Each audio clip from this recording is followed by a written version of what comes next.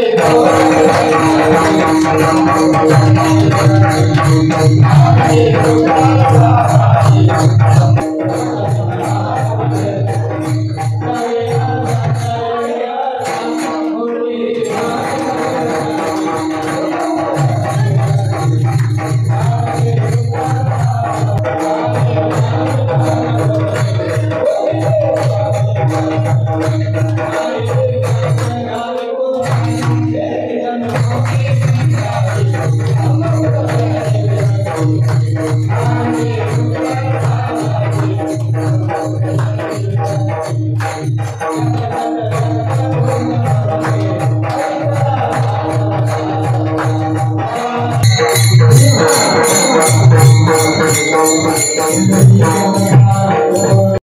साक्षीदार न्यूजसाठी प्रल्हाद दातार, वरवट बकाल.